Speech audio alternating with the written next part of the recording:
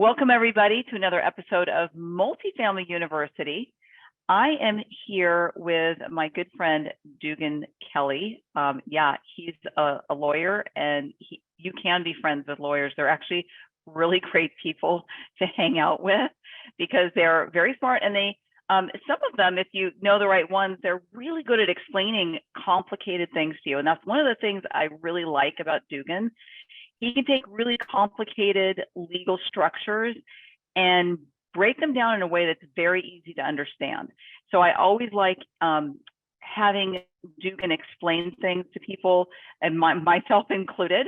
And I thought it would be just really awesome to have Dugan come and for the benefit of all our investors and future investors, really break down a private placement memorandum.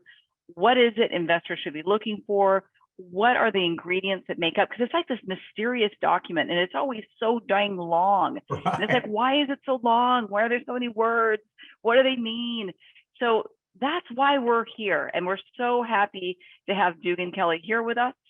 I will tell you all that, yes, this is being recorded. Yes, you will get a replay of this in your email if you're with us live and joining us.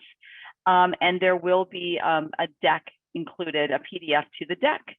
So you can just sit back, relax, and take notes. We will be answering questions at the end. So enter your questions in the Q&A box, not the chat box, because the chat box is like text and it flies all over the place. So it's hard to keep track if we've actually answered your question or not. And with that, I am going to hand over to Dugan Kelley to kick us off. Thank you, Anna. It's always a pleasure to be with you and your team. So gracious and yet so informative, being able to provide this type of services for your investors. Very, very rare in the space, and I really appreciate the commitment and purpose behind it to educate your investors. So Absolutely. I'm going to turn off my audio, my video, so okay. I am not in the way of the show.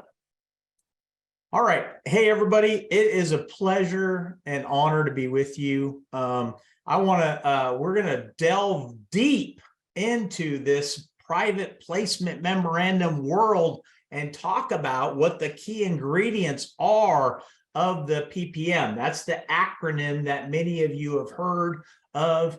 Those of you that have invested before, those of you that are thinking about investing, and you're wondering, what is it that I'm going to see? Well, we're going to walk through a live PPM, like a real example of what one looks like and all the ingredients associated with that. All right, so a PPM is a compilation. So it's a compilation of legal documents prepared by a securities attorney and provided by a real estate syndicator, an operator, a sponsor. Those terms are used interchangeably with one another. The person that is putting the deal together will have a PPM created, and it is for the use of a prospective investor when they're being offered ownership in an investment. That investment is in either a limited liability company or a limited partnership or sometimes a corporation. All right, here are the key components. So the good thing, here's some good news for you. Regardless of whether you're investing in this apartment building or another apartment building or an asset of this, the ingredients are relatively the same. So the packaging, meaning the wrapper, how it looks, may be slightly different depending on who prepared the PPM. But in general terms, every PPM throughout the United States typically has the same ingredients baked into it. And so you're going to see in a real PPM, the introduction, the offering terms, the use of your funds as if you invested into that deal, the description of the company, the borrower, the issuer of the securities. That's the entity that will ultimately own the apartment building, and who's going to manage it. The risk factors, right? We want to always make sure that investors are fully informed of all the risks associated with investing in the particular offering. A description of the distribution schedule, Obviously, what fees, if you're an investor in this offering, what fees should you expect to pay? What is this mysterious thing called the waterfall? How does that impact you? Instructions for investing, like, right, the mechanics of who do I send the money to? How does that happen? All of that. The business plan, what are the sponsors actually going to do with the property itself to actually give me an ROI, a return on my investment? What is this thing called the subscription agreement? Suitability, investor qualification, and then finally ending it, rounding it out with the operating agreement, which is the legally binding document for a PPM. All right, so the real example of an offering is one we've taken. It's called Park Canyon Apartments. This was a Grow Capitus offering. Whenever you see an introduction to the PPM, that's just going to be a brief description of the property or the actual company that's being offered to investors. It's the overview of what you're actually going to be looking for. The offering terms of every PPM typically look like something like, it asks you, it tells you essentially what the minimum investment is going to be made, the percentage that's going to be divided between the limited partners or the passive members in the LLC and the general partners or the managers of the LLC. Sometimes people refer to this as the promote. That means if you're going to offer us 70% to LPs, limited partners, or passive investors, 30% to general partners in a particular offering, that 30% is often referred to as the promote. And then it will have an offering timeline, right? So we want to know, what is the timeline? When do I need to invest by? How long is the offering open for? When will it close? All of those key terms are typically in the offering terms. When we get to the summary of the offering, this is in the PPM, you're actually going to see an overview, a broad overview, so that if you wanted to know what are the guts of the deal, what are the bones of the deal, this is what it's going to tell you. Basically, it's going to describe what the company is. In this particular example, the company was a Georgia limited liability company formed to invest in real property, namely the purchase, rehabilitation, management, refinance, and or sale of a distinct property called Park Canyon Apartments. And then it gives you the address, right? So in the context of multifamily investing, how do we know it's real? Well, we have a property address. So if we wanted to drive by the property or look at it on Google Earth, we could actually see it, right? So unlike futures or equities or other types of commodities, with real estate backed securities, we actually know what the physical property is that we're going to invest in this. It tells you who the manager is. In this instance, it's Park Canyon and Managers. And then Park Canyon Managers is basically controlled by Neil Bawa and Anna Myers, who are the sponsors of this particular offering. And then it tells you the offering timeline, right? It tells you the types of classes that are going to be offered. So in this particular example, we have Class P and A units are authorized, and up to essentially $10 million of both Class P and A units combined. And then the offering terms associated with it, including the fees up at the top, like the acquisition fee, the property management fee, the asset management fee, the voting rights associated with that are all described in this summary of the offering. Distributions. So you're going to see your first look at what people refer to as a distribution waterfall, right? So when they talk about a waterfall, all they're really talking about is at the top of the waterfall, when the first money flows out of that company that owns the property, it flows out to who? And then the next level, it flows out to who? Like a waterfall, it just falls down into these various levels of distribution. So in this particular scenario, we've got quarterly distributions of the profits. First, we've got a 9% non-compounding cumulative preferred return of 9% to Class P unit holders. That tells me as a passive investor that if I invest as a Class P unit holder, I'm going to receive essentially like a dividend of 9% on my money or an interest payment of 9%. And I'm the one that's going to get paid first when distributions are made. And then second, I'm going to be receiving a non-compounding cumulative preferred return of 7% to the Class A unit holders. So we've got Class P, Class A, and then finally we've got Class B. That's the general partnership. They receive 30% of all prior distributions, right? So remember, we've got that 70-30 split between the limited partners cumulatively on this side, and we've got 30% for the general partners on that. And then we've got the liquidation waterfall over there, and then we've got a various kind of risk factors identified and how to invest, but this is still the offering terms as a whole. So you're going to see this right up top on your PPM. And then after this, we've got notes to the summary, which just merely describes some of the key things: the suitability of investors, the method of subscription, the potential issuance of actual certificates. Now, I will say that most sponsors operators don't actually issue physical certificates to passive investors like shares of stock. You're really not going to see that much throughout the country if you invest into a real estate syndication, but the concept is still the same. You're being issued actual membership interest in a limited liability company or limited partnership interest in a limited partnership structure. And then it's telling you essentially that there really is no public market for resale. So remember, when you invest into a real estate syndication, that is a restricted security. That means that for up to 1 year, it can't be essentially resold to a third party.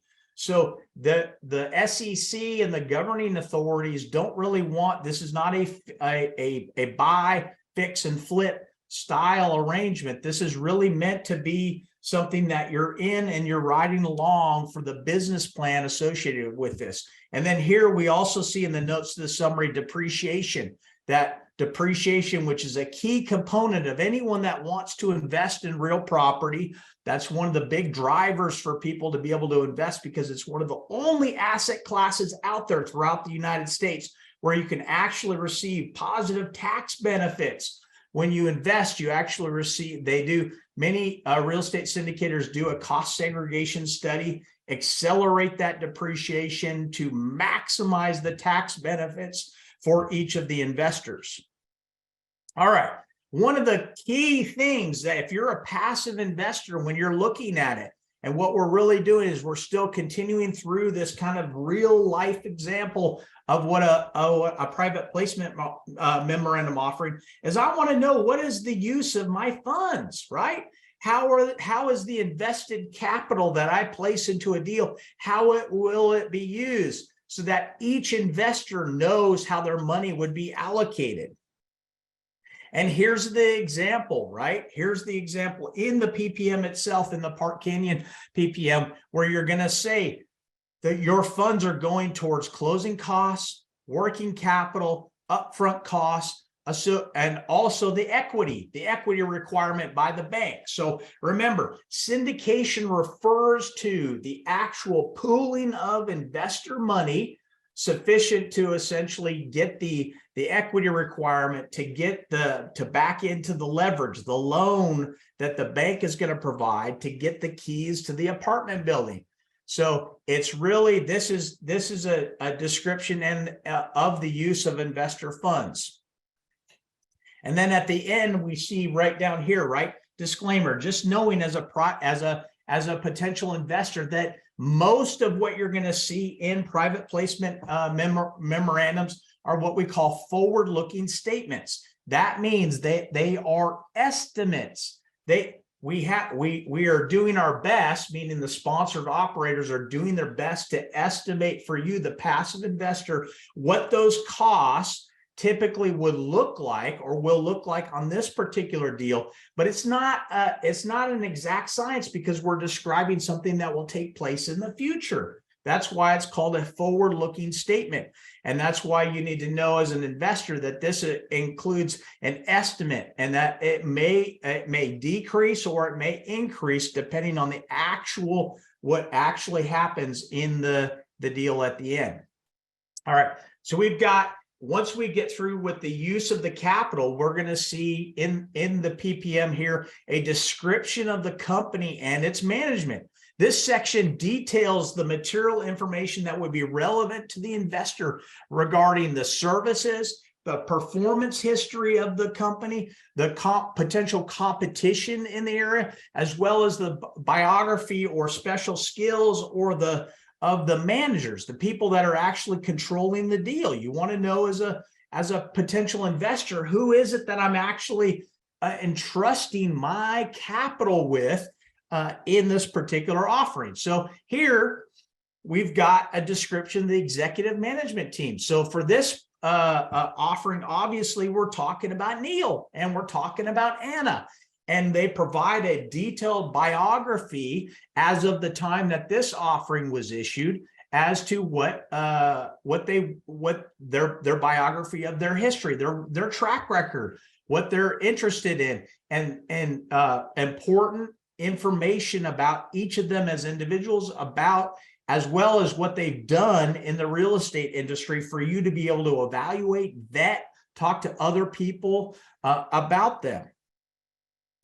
And then, remember the risk factors. So this is one of the biggest areas in which potential investors need to keep in mind, right? Because no investment is a guarantee. Let me say that again. No investment is a guarantee. There are always risks associated with every investment. So somebody tells you that this is a risk-free, stone-cold, lead pipe lock investment, run for the hills. There is no such thing. Every investment has risks. It really does. And so for you as the passive investor, when I'm advising family office clients, high net worth individuals, investor clients of mine, who, when I'm looking at a private placement memorandum offering for a client who's hired us to review that, I'm always looking at the risks associated with the investment and describing those to the client to be able to accurately tell them, listen, it's not risk-free, and here are the risks associated with this particular investment. So we see right here that there is the possibility of unanticipated obstacles to the execution of the business plan. There are the notion that future capital associated with the property itself might be needed, the uncertainty of additional funding. That means that there might be the possibility in the future of a capital call, right? I need to know that as a potential investor. The fact that real estate investments are subject to numerous risks, including risks associated with general economic conditions, right? The rising interest rates, the lowering of interest rates, cap rate compressions, all of those things, taxes, environmental zoning or regulation, the yields associated with investing in equity real estate-backed securities, as well as expenses, right? Labor expenses, shortages, if it's a rehab project, right? What's that supply chain look like for things that you might see at the property, like new toilets, countertops, floors, paint, all of those things. Those are associated with the risks associated with that. TIC interest. So let's highlight this just shortly, briefly. Whenever I see an offering where the sponsor operator is telling me as the passive investor that there might be a TIC in there, I know that that means that there is potentially another party that might come in and purchase interest directly from the seller, thereby reducing the amount of LP interest available for purchase. That party likely is coming in with the use of exchange funds through my favorite portion of the tax code, and that is the Internal Revenue Code section 1031. That means that they are coming in alongside of the syndication, and they're referred to as a tenant in common, or affectionately, as we call it in the business, TIC. So when I see that, I know that there's the possibility that there might be some 1031 parties involved in this, and that is obviously a risk that I want to know. That change in economy, right? Anticipated revenue, potential liability for environmental problems, increase in interest rates or bank refusal to lend money, dependence on vendors or service providers, regulations, and general economic conditions. Now, let's say this: these are potential risks. That does not mean that every investment, including this one, incurred those risks. In fact, it's often no risks ever materialize. But as a potential investor, I want to know what the potential risks could be to me as I invest with the sponsors, the operators, the syndicators in the investment, just so that you're fully informed. Just like if you were going to a doctor and they give you an informed consent before you consent to the procedure itself, this is the same process. You want to have informed consent of what those risks are before you give somebody your money to be the steward of that money, to grow that money for you. Management and the management's going to have the discretion to use all of your money. The inadequacy of the funds, meaning if those forward-looking statements are off slightly, if they need more money than what they presently anticipated. Most of the time in these investments, the entity that has been formed is what we call an SPE, or a special purpose entity. That means it is newly formed. It is like a little baby. It has no history at all. It's brand spanking new. That's in part because the lender that's going to provide the leverage, the debt in the offering, does not want to have an entity that has a historical track record. So this particular offering was done in 2021. And the company was actually formed in 2021. And you can see right here, the risk identified to the investors at that time was, to date, the company had primarily engaged in the requisite stages of property acquisition, meaning it was formed specifically for the purpose to acquire this property, right? And so that's one of the potential risks that you as the potential investor are looking at: breach of intellectual property and restriction on transfer. So remember, because these are restricted securities, they are not available for resale. That means that you can't invest into this deal thinking that within 2 months, 3 months, at the height of the market, you're going to be able to go out and sell it to somebody else. That's not how it works. These are generally illiquid investments. That doesn't mean that they're illiquid the entire period of ownership. It just means for a short period of time at inception, they are illiquid. Again, we're stressing to investors that that you need to plan for this investment to be in the long term. You need to believe in the sponsor, the operator, their business plan. There isn't an active market necessarily for illiquid restricted securities.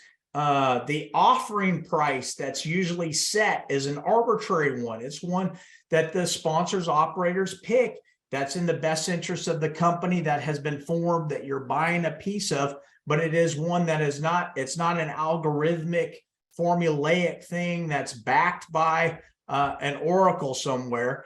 And again, the projections that are moving forward on their business plan are ones that are theoretically hypothetical. And there are potential unexpected events, as we all experience globally, unfortunately, in 2020 with with COVID-19, right? So the reality is anything potentially could happen, and you as the potential investor want to be informed, and you should be. And this is always one of the key ingredients of every PPM. So once you get through the risks associated with the transaction, you'll often see a section devoted to the distribution schedule and the fees that are going to be charged to you during the transaction. And that, remember that waterfall things. So we saw it in the summary section, right? We saw it up top in the summary section. And now when we're looking at the meat of the PPM, and like Anna said at the top of the hour, right? Those PPMs, for the most part, they are long, they're thick. Well, because they often restate the same things that you've seen up above with the summary. And now we're getting into certain sections. So if there's going to be a different class of shares, right, of interest between people that invest, what does the distribution waterfall look like? And what type of fees as a passive investor that am I being charged? And here we see in our example, in our PPM, again, we see the plan of distribution and we see the physical description of securities. So we see where the authorized capital of the company consists of essentially 10 million total units. And we see the breakdown between that 10 million units of what has been allocated towards the general partnership and what's been allocated towards the limited partnership, which is available for purchase by any potential investor. And we see the Class P units again, that they are essentially a non-compounding cumulative preferred return of 9% on their invested capital. That's very important to me as a potential investor to know that this is a non-compounding and cumulative, which means simply if they don't pay that 9% in that first year or whenever they're projected to first start making distributions, it will accumulate. So let's assume hypothetically they only paid me 7%.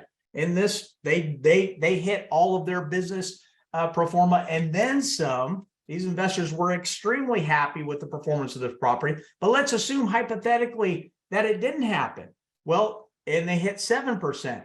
Well, then the next year it would be 11%. That's the cumulative component of that. And then we see beyond that Class A, right? That's 7. That was at 7% in this particular thing. And then we get to Class B. So as a passive investor, even though you don't have the ability to purchase Class B interest because it's the general partnership of the particular company that owns the asset. It's important for you to understand what they are receiving associated with that. And that you're seeing right here, right?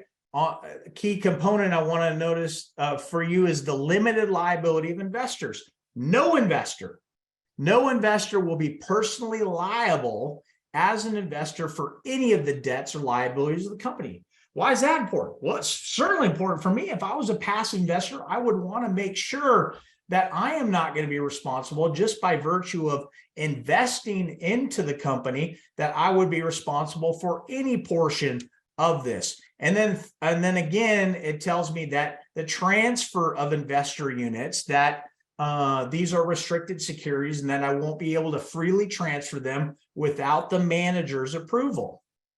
We get into the distribution, right? We get into pro rata distributions. Again, we see this concept of the waterfall where we go first to 9% to Class P, second, 7% to Class A, third, 30% of all prior distributions to Class B. Lastly, if there's any excess over and above that, we've got a 70-30 split. And then here we've got what we would call a hurdle.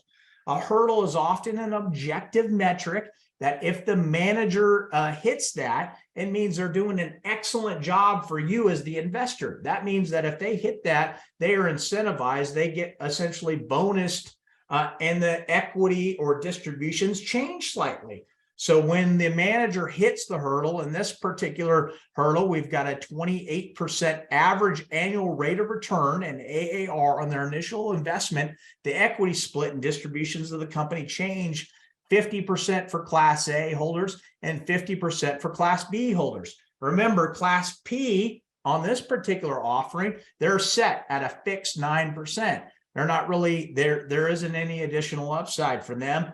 Class A and Class B, that equity, if that hurdle is hit, it changes.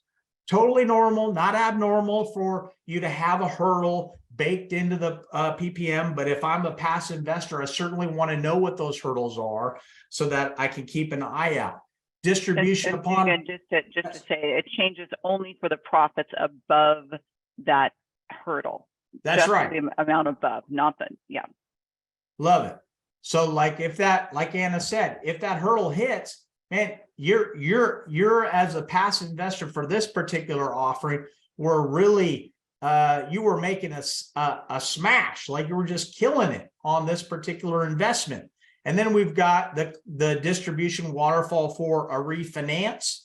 And then we have a distribution upon liquidation, right? So remember, in the life cycle of a multifamily investment, you'll often have a cash flow waterfall, a refinance or a supplemental loan waterfall, and a liquidation, meaning when the property is actually sold, what does that look like?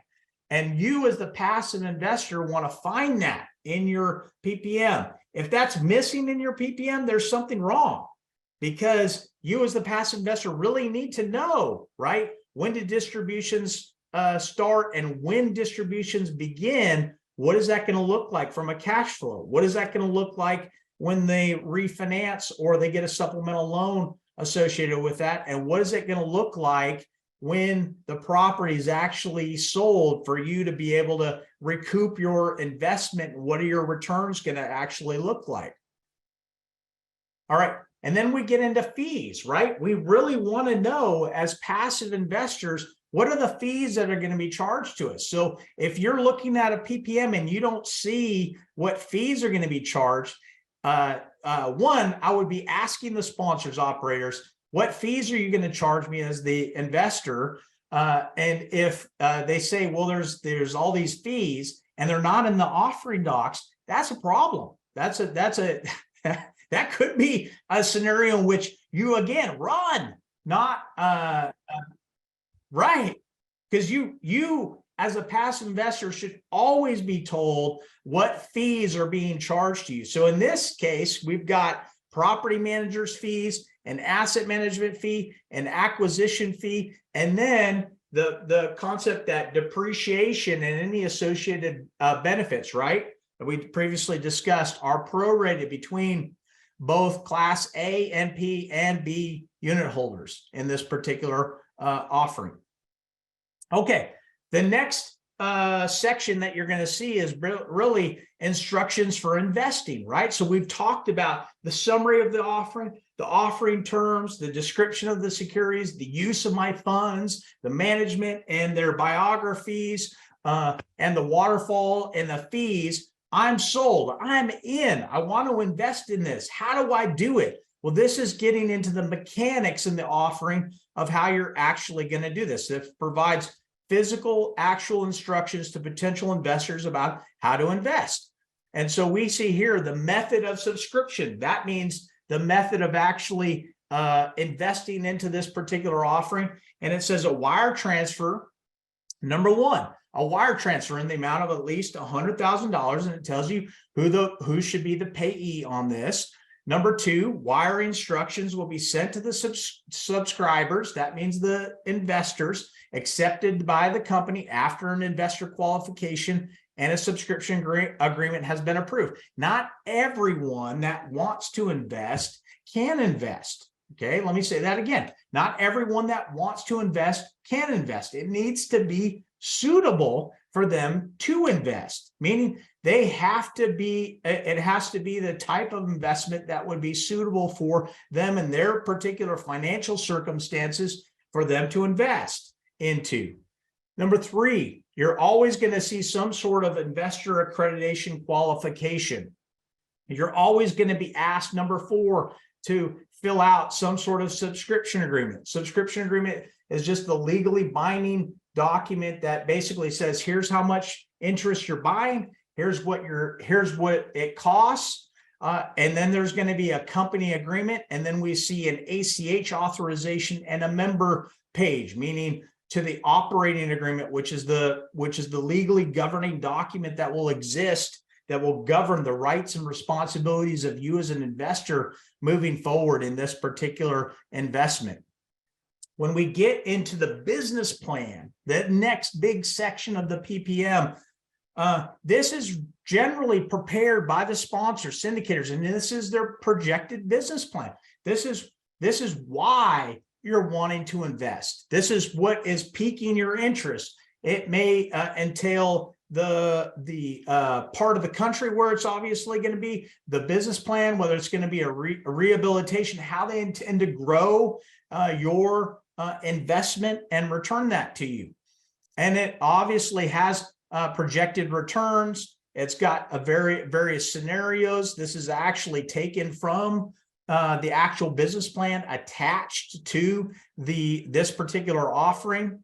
It goes again, the offering summary and the various scenarios associated with it.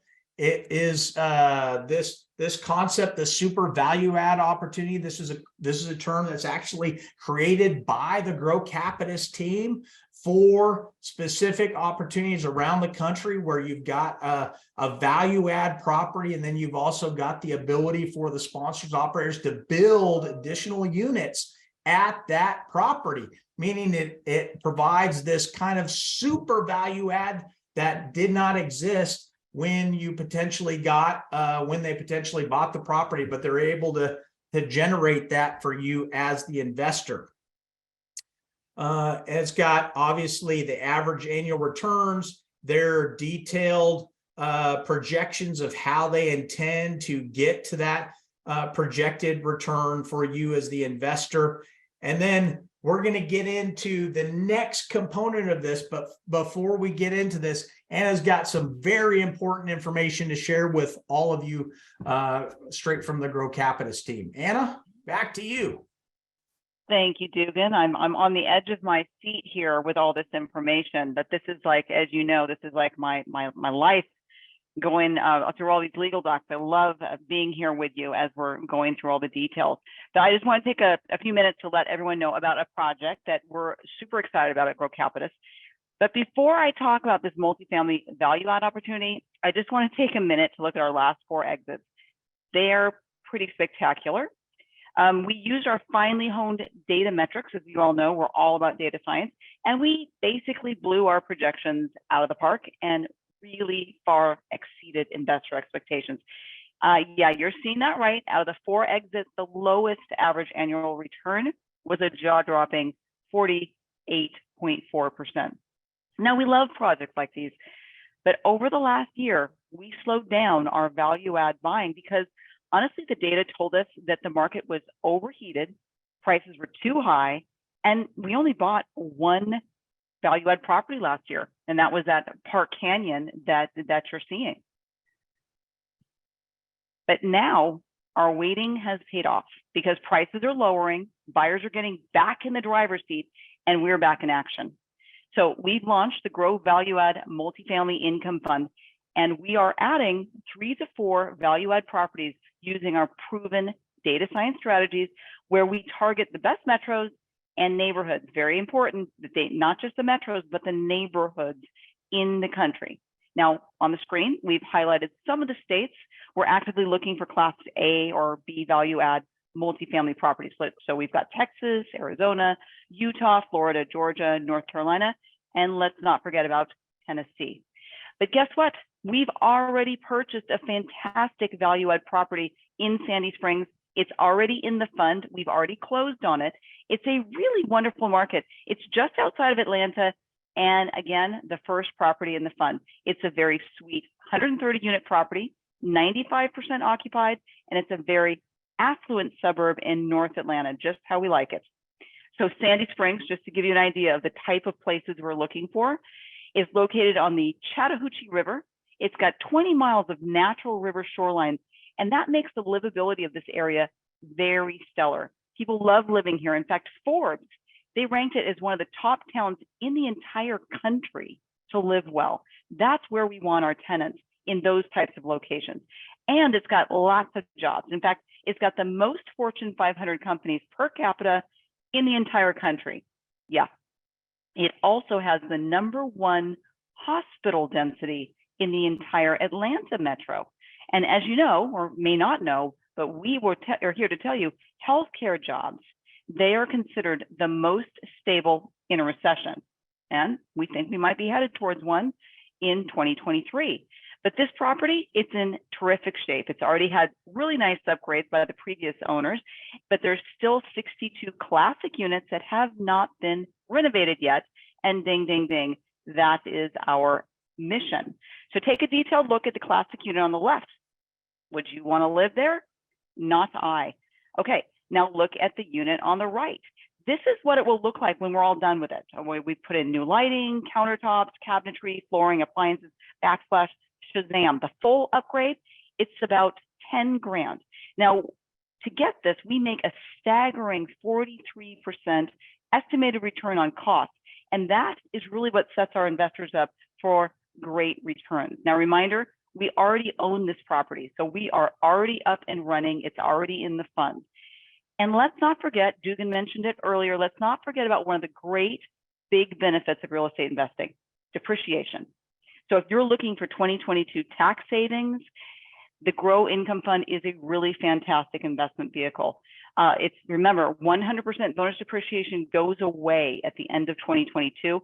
So now is the time to invest in funds like this to keep more money in your pocket next year. So here's the returns. I remember I showed you returns from our previous 4 projects. We underwrote those very conservatively as we did this, but for the fund, we're staying very conservative in our projections so that we can put on our magic capes and get to work for you. So if you're interested to join us on this journey, you can head over to growcapitus.com/growfund, and you can get access to the investor kit. And for those of you interested to say, hey, what does the PPM look like? I see some people asking questions. If you go there, you can get to the legal docs and you'll find a PPM and an operating agreement and everything. All of the set of legal docs will be there for you to read and review. So I'll put that into the chat and we will get back to Dugan. There you go, Dugan. Awesome. Let's see here. Okay. All right, that's awesome. So exactly what we're talking about here, you've got real life examples of properties that have been sold or are in the process of being sold with an actual private placement memorandum. So the next section in any private placement memorandum in which you're going to talk about or see rather is a subscription agreement, right? This is the investor's application. It's basically saying, hey, I'm interested. I want to invest. And then it's a two-way, it's essentially a two-way guarantee between the company and a new member. That new member is also called a subscriber or an investor. This is what it looks like. You're going to have an actual agreement that you're going to basically be able to fill out how much of Class P, right? Remember that 9% return on those with no upside theoretically, or do I want to invest in Class A? You get to choose as the potential investor in connection with the subscription agreement.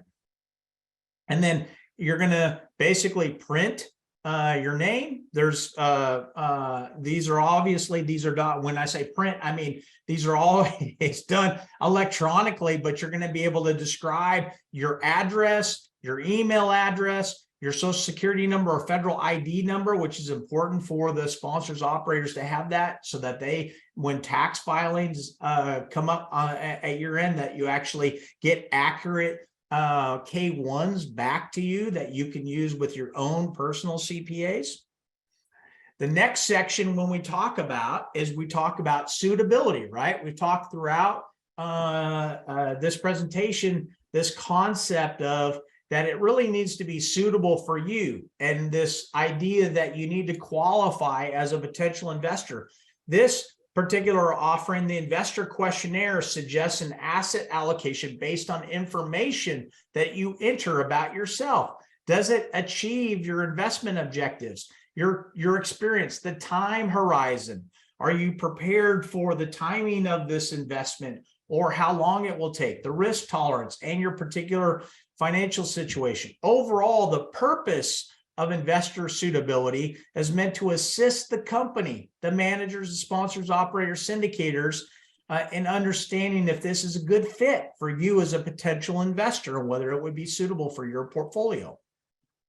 And we see in this particular one, this is what we call a 506C offering. That means that general advertising is allowed by the sponsors, the operators. And here they're asking it's asking a series of questions to see if you are an accredited investor. The normal accredited investor definition is somebody whose net worth is north of $1 million, backing out the primary value of their primary residence, or an individual who's made $200,000 in the last 2 taxable years, or $300,000 in combination with their spouse or their partner's income, with the reasonable expectation of making that in the year of investment.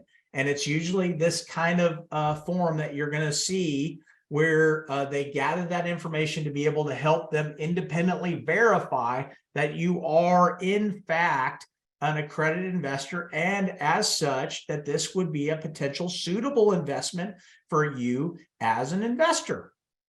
All right, one of the last things that you're going to see, but one of the most crucial components that you're going to see as a potential investor, is this concept that there's an operating agreement, right? So when we finish with the raise, when they finish with the PPM, when you've actually placed your money into the deal, the legally binding governing document that exists between you on one hand as the investor and on the other hand as the general partner or the manager of that investment as a steward for the investor's money, is this operating agreement. Or if you're investing into a limited partnership, it's the limited partnership agreement.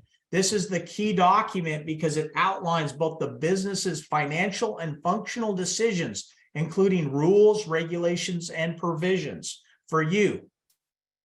You're often going to see these key components of an operating agreement. The definitions about helps investors understand how the company is defining key terms.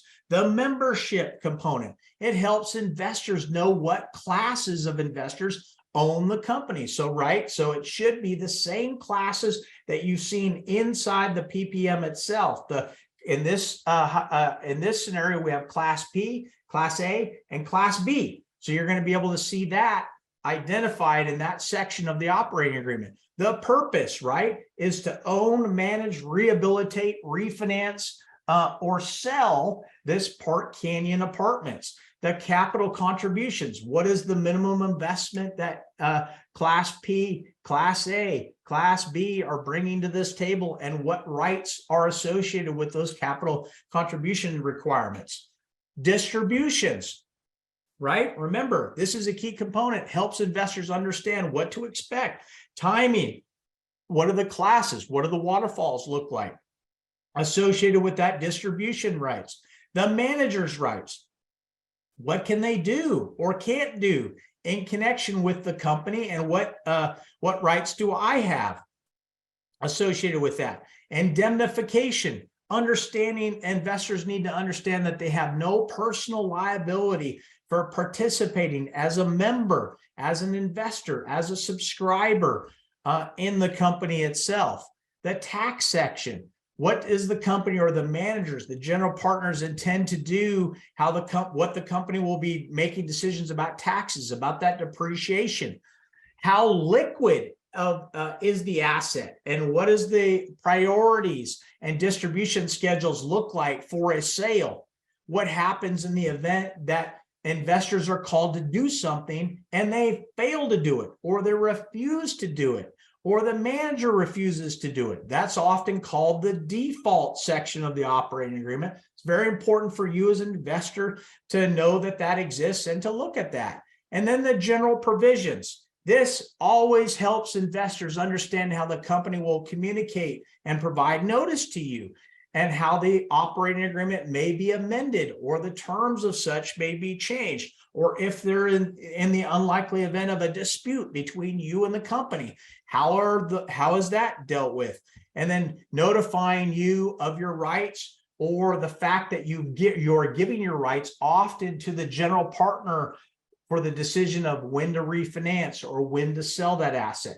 That will be set forth in the operating agreement itself. All of these are key terms that you should see in your operating agreement. So remember, when we talked at the very top of it, we said, listen, regardless of what PPM or opportunity that you are thinking about investing into, whether you are an investor in Park Canyon or whether you're going to invest in the growth fund, you need to understand that the same ingredients that we just went through in this real life example of a private placement memorandum are the same types of key categories that you're going to see in every PPM, whether it's the introduction, the offering terms, the use of investor funds, the description of the company and its management, those risk factors, the description of the distribution schedule, the fees, the waterfall. How do you invest? What are the mechanics behind it? What does the business plan look like that's prepared by the sponsor and given to you? What's that subscription agreement that you're going to be able to fill out and sign and say that you're investing into? The suitability and investor qualification, and then finally that operating agreement. These are the key terms of every private placement memorandum. Here's my contact information. If it's helpful for you, if this has been helpful for you, or you have questions about anything in general, you can always reach out to touch base with me. With that, I'm going to throw it back to Anna. Terrific question. As usual, we always have an amazing audience. So are you ready, Dugan? Let's do it. All right. I'm going to put up a poll. So as we're, oh, you can leave your information up there. People, yeah, just go ahead and leave that information, because otherwise people would say, like, what's his email again? So they don't need to see our faces gigantic. Let them see some of your data. Oh, right. Okay. In the biography section, Dugan, are there any specific requirements to be listed? For example, bankruptcy, convictions, failed projects, or is revealing this info strictly up to what the principals wish to share?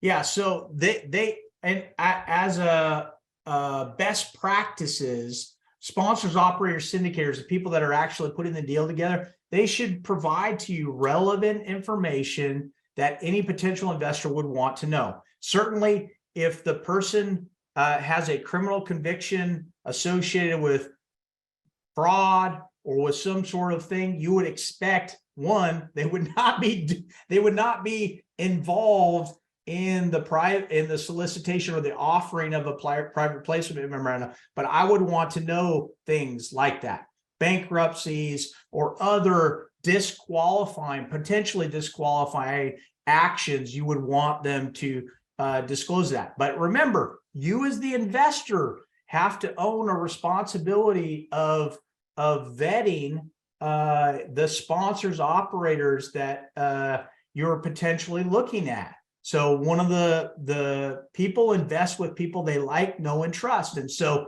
when you're investing with, like, the Grow Capitis team, you know that they've been vetted thoroughly over and over and over and over again, year after year after year. But when you step out and you potentially are looking at other opportunities, you have to ask the same questions all the time in order to be able to thoroughly vet that sponsor. Don't just trust what somebody is giving you to read. Syndications are owned by LLCs. How can you find out who heads the LLC or its structure?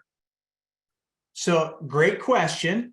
The operating agreement itself tells you specifically how the LLC is set up, whether there are multiple managers, whether there's one manager, who actually controls it. So that operating agreement is going to be your best indication of how the LLC itself is structured and who is actually in control of it. Let's see. All of these seem like boilerplate provisions that are in most syndication PPMs.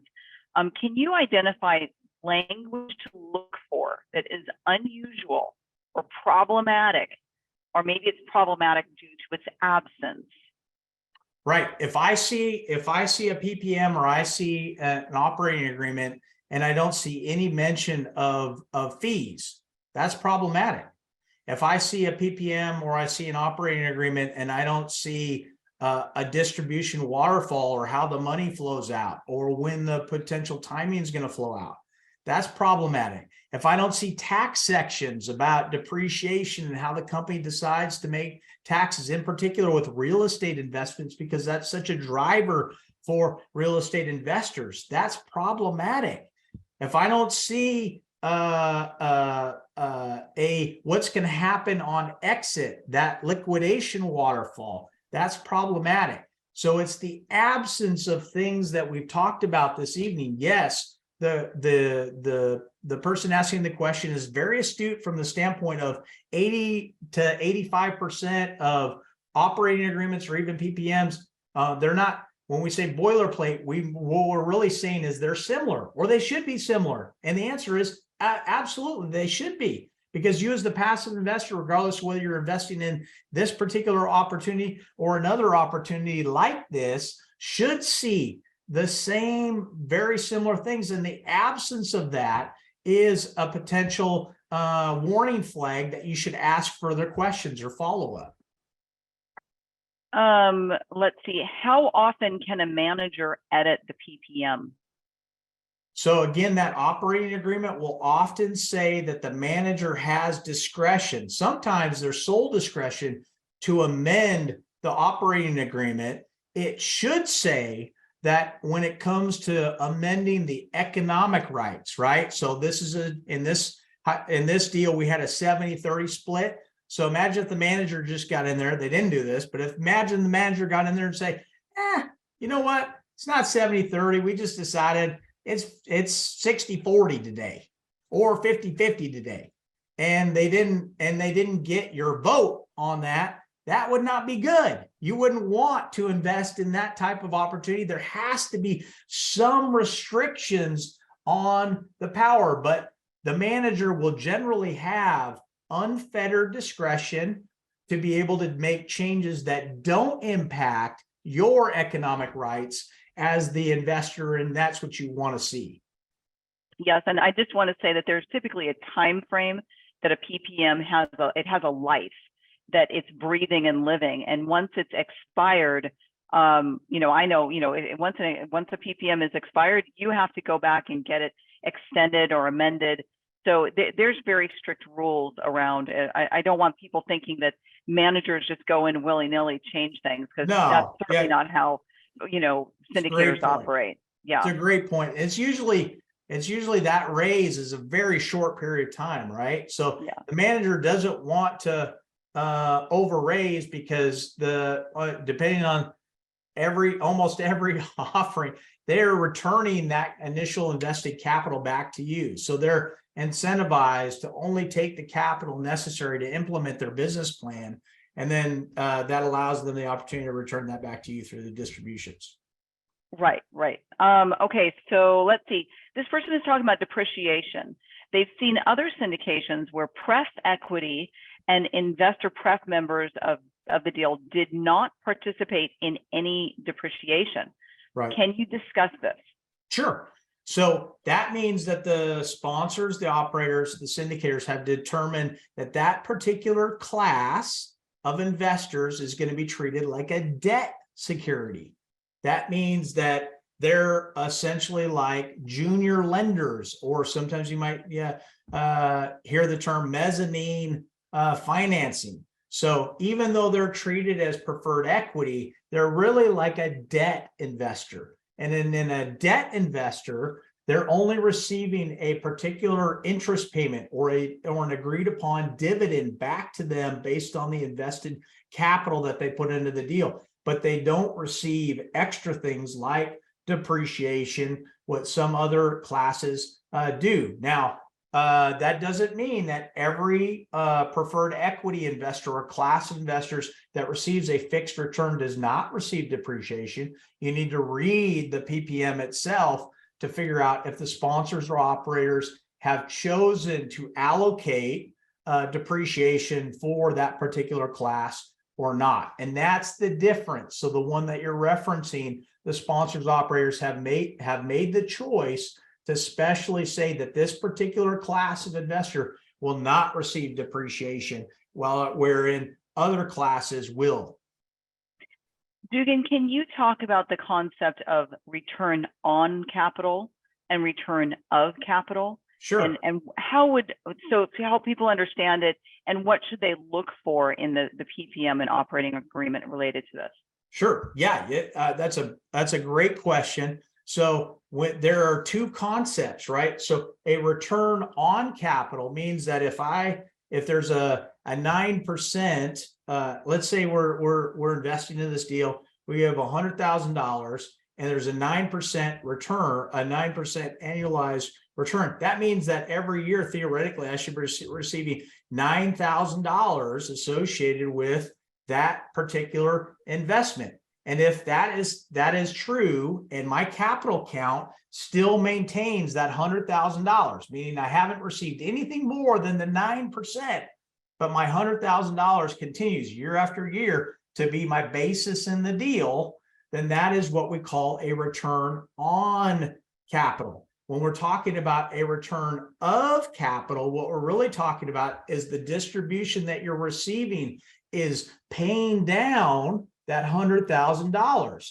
So the distributions that you're receiving would essentially being reduced the amount that has to be paid back to you on a capital event, whether it's a refinance, a supplemental loan, or an actual sale. And you should be able to identify in the PPM itself or the operating agreement how the sponsor is choosing to do that, whether it is a return on capital, meaning cash flow distributions, or that preferred, if there's a pref being offered, whether that is being treated as a return of capital versus a return on capital. But it's important for you as the investor to know that, and it should be spelled out in the actual offering itself. And while we are not CPAs, a return of capital or return on capital will impact the way you are taxed on your K-1. So it is an important thing to know and have a discussion with your CPA about, and how that would impact you. A couple of people are asking this question. Should you have a real estate lawyer review the PPM and subscription agreement on your behalf before investing? And if so, what would be the approximate cost to get a lawyer to review it? Right.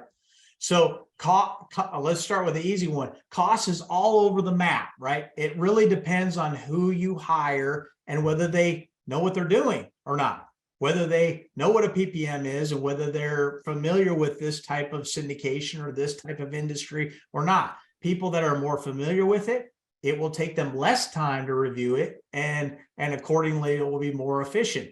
If you hire a real estate lawyer, they may be the most excellent real estate lawyer in the world, but if they've never seen a private offering or know that, because it's the intersection of securities law and real estate law. So they may be just a real estate lawyer, but have no experience with the securities aspect of it. And so that might be a little bit more, I would say, clunky.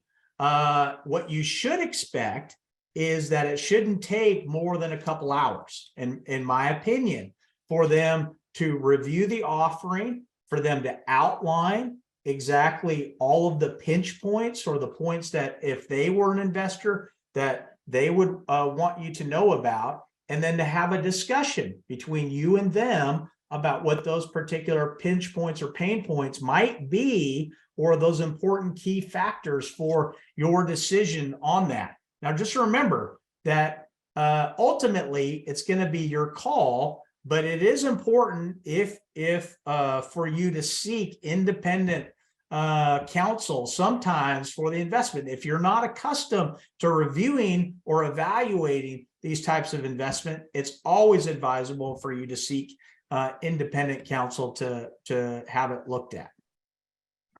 All right. Here is your 506C, 506B question. Do the sponsors need to have proof of accreditation uploaded to the investor portal? Some sponsors ask me for it, and some don't ask me for any proof. Yeah, so that's a great question. And I would hope that the key determination between that is in a 506B offering. What that really means is that's referring to Regulation D, Rule 506B or Rule 506C. 506B offerings, that's the historical rule. that basically said we can't solicit. But that means that we, generally speaking, we have a pre-existing substantial relationship with all of our investors. That means that our investors, we trust them what they say, and they self-certify that they are either an accredited investor or a sophisticated investor. On a 506B offering, if you don't meet the legal definition of what an accredited investor are, but yet you are considered a sophisticated investor, the sponsors are allowed to have up to 35 of those types of investors inside their offering. On a 506C offering, which is what we looked at today, the sponsors essentially have to independently verify the accredited status of the investor, which means that can be proved through a variety of ways. The SEC provides a variety of ways. Sometimes it's your accountant, your lawyer, your registered broker-dealer provides a letter of accreditation from you to the sponsor, basically saying that you're an accredited investor. That's sufficient for the sponsor or the operator to rely upon that. Other times, you are providing information either directly to the sponsor or the operator, your tax return, your certified financials, or other financial information to be able to qualify, to be able to independently be verified as an accredited investor. And then other times, the sponsor operators are outsourcing or using qualified vendors to be able to personally vet and independently verify, again, the financials and other information that you were asked to provide. All of that is normal. None of that is weird, abnormal, or atypical. But if you are being asked to invest into a 506C offering and that independent verification is not taking place, then that's a warning sign, because you really need to be independently verified as an accredited investor on those 506C offerings.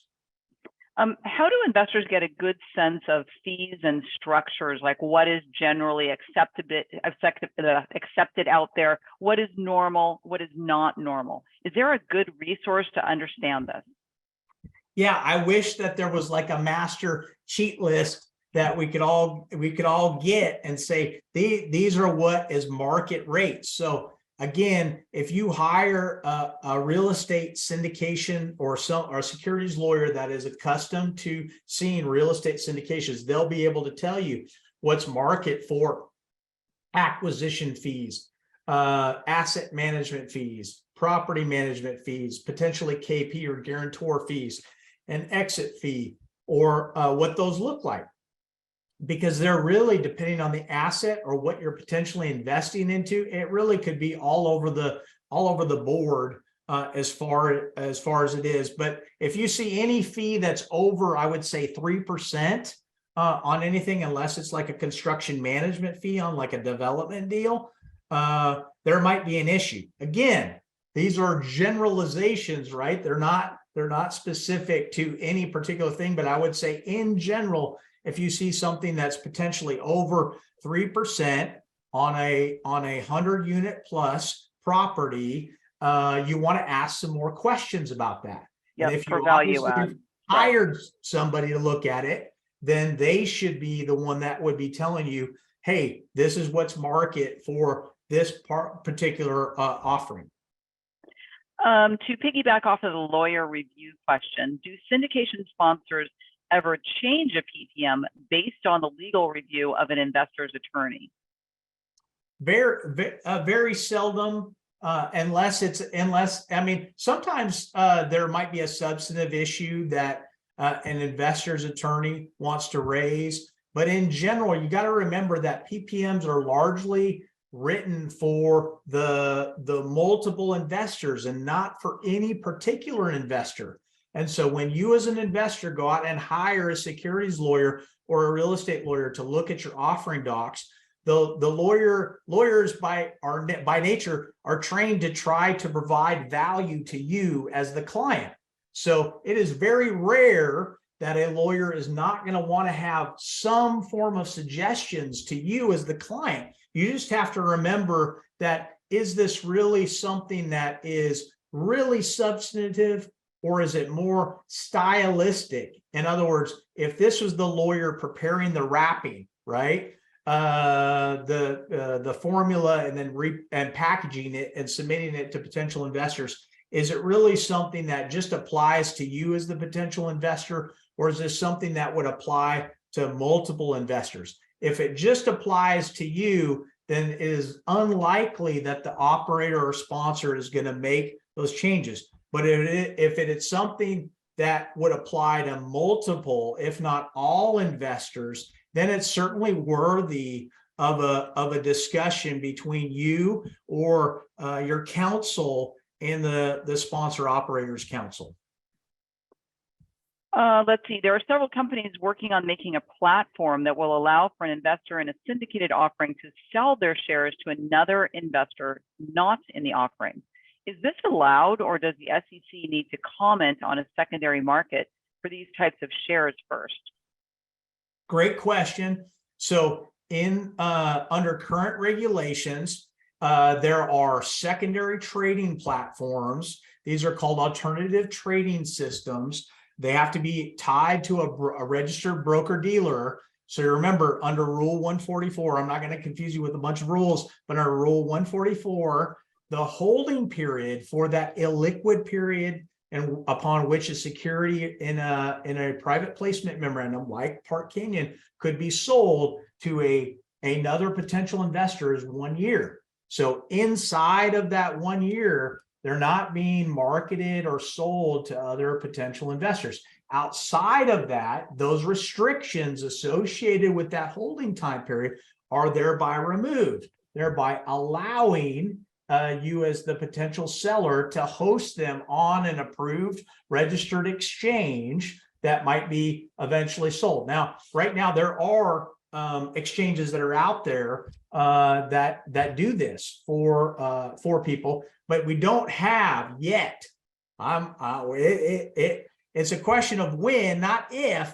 When there will be like a New York Stock Exchange experience for sponsors, operators, and investors alike to be able to do that. When that happens, it will be amazing, in my opinion. Okay, all right, this is our last question for the night, and we're going to go a little bit into the waterfall. So at the end of the investment, when the property is sold, will the principal be returned first without the override of that 30%? You know, do they get their money back before anything goes to the sponsor? How does the general waterfall work as somebody exiting? Yeah, that's a great question. So in general, again, we're just talking about in general, you're going to have the costs of the transaction paid first, right? The title company, the lender gets paid their debt first, and then there's an excess. And then whatever your waterfall is, so in our thing, class P got paid first, then class A, their return of capital. So if there was capital that had not been yet returned, right? In our hypothetical, we had $100,000. If that $100,000 had not yet been returned to that potential investor, they would have received that back first. And then once there's any excess left over, that's when that 30% theoretically gets allocated to the general partner, and the 70% gets divided between the investors. I just have to add one more thing, though, Dugan, before that they do get any accumulated pref that was not paid out to them over the course of the project that's owed to them, that also gets paid. So any accumulated pref plus any plus their capital all has to go to them before any profits are looked at that can go to sponsors. Right. So assuming that the 9% or the 7% had not been hit, right, on those targeted things, and there was a dragging effect, right? We talked about that accumulation. Absolutely, 100%. Yep. All right. Well, Dugan, thank you so much for joining us. It has been really awesome having you here with us and walking us through all of this. For any of you that want to see a live PPM, again, you can go to growcapitalist.com/growfund. There's a button that says Investor Kit there. That will take you to the Google Drive that has all of the PDFs that are the entire set of documents that Dugan has just taken us through. Read through them, and actually the Kelley Clark team did those docs. They've done a lot of our docs. So, you may see a familiar template there. Thank you. All right. Thanks, Dugan. Thanks so much for joining us. Thank you, everybody. Bye.